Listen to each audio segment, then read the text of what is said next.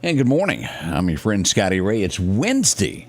We're at that midweek point. Aren't you glad? Now, shockingly, as you walk outside this morning, it's going to be cool, 68.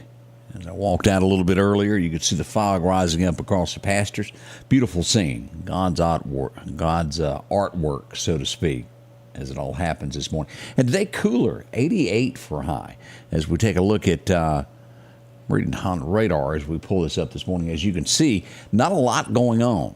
We don't have all of these heat warnings out this morning, but we do have a little bit of fog in Baton Rouge, and if you're going to be near Huntsville, Alabama, north of Gadsden, northern Georgia, we got a little bit of fog there going up into the Carolinas, so be careful there, and north of Jackson, Tennessee as well, if you're going to be traveling the highways and byways. And we'll take a closer look at the forecast here in a minute. I got a technical difficulty with some of the screens this morning, but it's all going to be fine.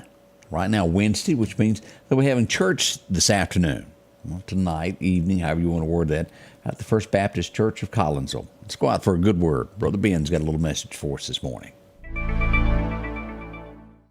Are you thankful for the law of God? Well, you should be. And so you might be saying, of course, I'm thankful for God's law. Well, okay, that's great, but here's the follow-up question. Why? Why are you thankful for God's law? You see, the why makes all the difference. Are you thankful for the law of God because you think of it as a ladder that's going to help you climb your way to heaven? If so, you've misunderstood why God gave us the law. Instead, you should be thankful for the law because it's a measuring tape or a ruler, kind of like this one, right? It tells you if you've fallen short of the requirement. Let's say you caught a fish and you know that in order to keep that fish, it must be 10 inches long. Well, how will you actually know it meets the requirement? Well, you measure it, right? You pull out your old trusty ruler and measure that fish, and if it meets the requirement, you keep it. But if it falls short, you throw it back. Well, that's how God's law works as well. It tells you what doesn't reach the measure of God's righteousness, what falls short of God's glory. In fact, Paul says in Romans 7 that if it had not been for the law, he wouldn't even know what sin is. That's why I'm thankful for God's law. It tells me what is and is not sinful, and it shows me very clearly that I've fallen short so that I might turn to Jesus and be saved. So may you rejoice in God's law for the right reason. Change begins in you. The Change Begins in You is brought to you in part by Piggly Wiggly of Collinsville, Patrick Allen Companies, Mitchell Tire and Wrecker in Collinsville, and Mowdy Cabinetry. And a big thank you to Brother Ben there. How's your morning? I hope good. I see this as we start looking at headlines of shaping America this morning. I think this will be the future of what's coming up. I know Odie has had a lot of practice. He's taken a class in this, and portions of California, they're already starting to deploy drones before the cops can arrive so they can take pictures and know what's going on, because a drone can get there within, a lot of times, 30, 40 seconds, to where it takes an actual physical cop a few minutes to get there. Is this the wave of the future? Will it finally, eventually make it to small town Southern America? It might. We'll see. But that is the wave of the future, and it is shaping what happens with law enforcement, like it or not. They're there, and it does record sometimes very, very important scenes that would have never been seen before. So look for that more and more as we move forward with this new technology. Minnesota. I hadn't watched Minnesota since, let's see, what was that? It was a movie I watched. It was Fargo. Anybody remember that? A Minnesota town. The entire police department has resigned. It's not but 5 of them, and the population's only 1,000, but, well, they got tired of making nothing for a living and said, we got to go. And they each one resigned. City council is mad and says they won't rehire any of them anyway. They got to make a living. I know it's not a large town, but boy, oh boy, even if it's 1,000, we still need protection. Let's hope they can get that worked out. We'll talk about this morning burn bans that are into effect. Now, today is nice and cool. That's going to change starting tomorrow and as we move into the weekend. And although you'll be tempted to do a little burning, don't. We'll tell you about which counties have that already as that increases. Let's see what else is going on overnight as we see this. Biden says he is going to visit Hawaii, just not right now. He doesn't want to cause more distraction than it's worth. He wants the recovery efforts to continue. I can see that, but at least talk about it. We haven't heard much from him when it comes to all of this and the the folks that are hurting there. We're over 100 now. I think the last count that I got was 103 have perished, lost their lives in the wildfires that hit Hawaii. Let's hope that that gets better there. During the interview, he also did forget the name of the town. I'll leave it at that. Y'all can fill in the blanks. DeSantis blaming Trump for the mess that he's in, believe it or not. He says he had the opportunity when he was in office to fire the chief of the FBI. Said he let Hillary off. He could have done something about it. What do y'all think? As I've said many, many times and questioned about this, there's folks on each side of this that don't like the man. There's some that say they're Republicans that can't stand the man, and they would do anything to get rid of him. I think we're witnessing that on both sides. It's almost like a man without a country to a degree, isn't it? We'll see what happens. He faces it. He doesn't back down. I'll give him credit for that. As we look at a few more stories that are, I've never seen this done. I watched the video. A woman had a gun out. She was in the middle of the street, was attempting to shoot others and herself, and a bright young fellow there with the police department whizzed by and just clipped her, knocked the gun out of her hand with his car. He's being credited and hailed as a hero for saving others. That was in Long Island is where that happened.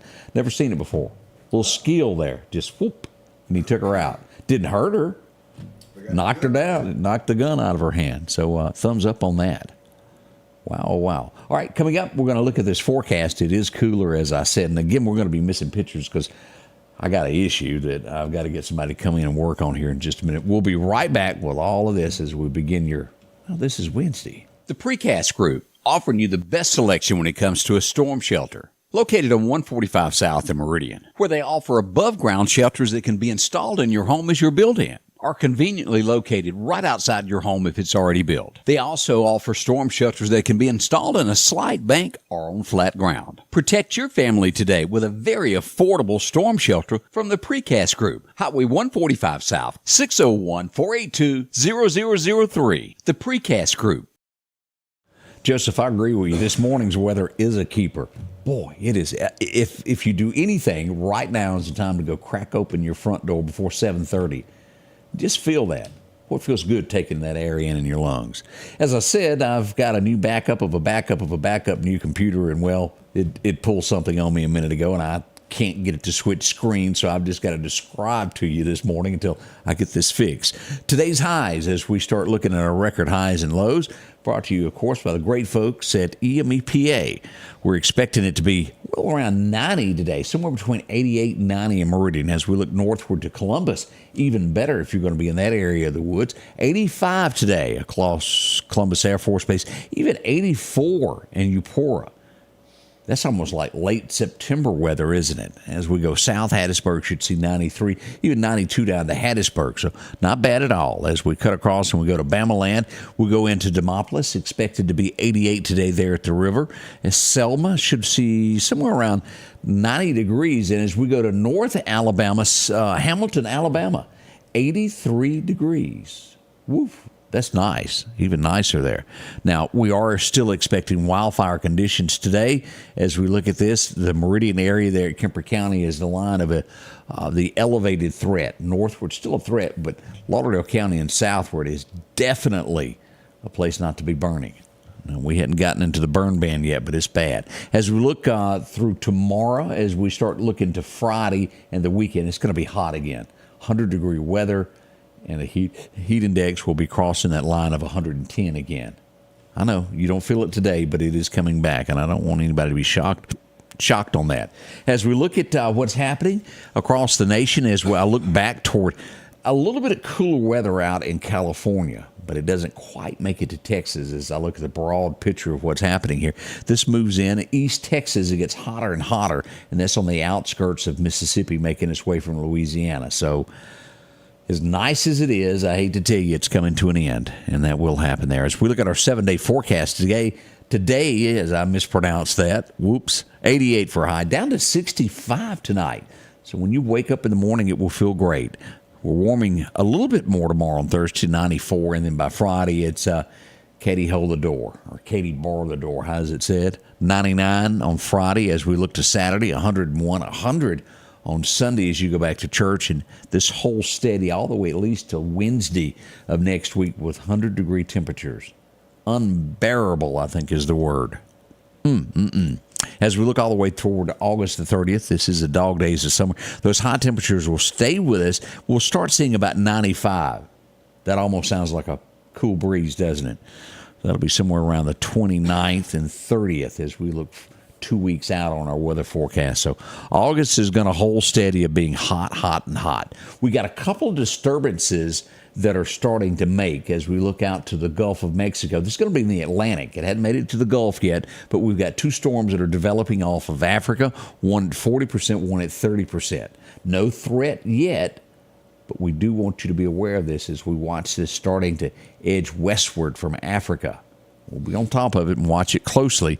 And again, I got to remind you that forecasters are telling us that late August into September could be turmoil when it comes to following all of these with actual possibility of hurricanes. They said we're going to have a record number of these coming. Sure hope they're wrong, is the best I can say. We don't need any of that, do we? As we look across here at fishing times today, perfect time is going to be 12:30 today until about 2:30. So a 2-hour window there around mid-lunch. 12:30 to 2:30, go out and enjoy yourself. It'll be nice weather for it. Wind's only going to be north around 5 miles an hour, so not bad at all. Jim, how are you today? Good to see you there. Glad to see you're up. Pamela, how are you there? She's watching us from Pachuta Travel Mart. Glad everything's going good in Pachuta. Always nice to visit there. James, good morning there. Carthage, Mississippi. Always good to see y'all as well. Kemper County is being represented this morning as well. Sandy White, good morning. Good friend of mine. I hope she's doing well today. We're going to get together here. Odie's already in the house as we get ready for stories that are shaping America. What's gone on overnight. We got some big stories that we're working on that, well, I may not get all the details until about lunchtime today, but we're working on them. A lot went on overnight. As soon as I get the official word on that, we'll share that. Right now, Odie, all I can say is, hope your car didn't get towed last night. Interesting is not the word for it. As I've heard Odie often say, "Row Shaggy," we had some dealings with the Popo last night, like major cops in town. We're working on all that. Hopefully, we'll get some details on that we can share. Oh boy, all that's up and coming this morning. We have to congratulate a lot of our volunteer fire departments that were able to put out a fire last night that we're going to tell you about. Save somebody's home. Isn't that great? It is. We've got that and so many other little stories that make up our community. It's coming up at 7. Be a part of it, won't you? Just by following us here. We'll see you soon as we get things underway at 7 o'clock right here at the Scotty Ray Report. Join us, won't you? The Scotty Ray Report is brought to you by our following partners: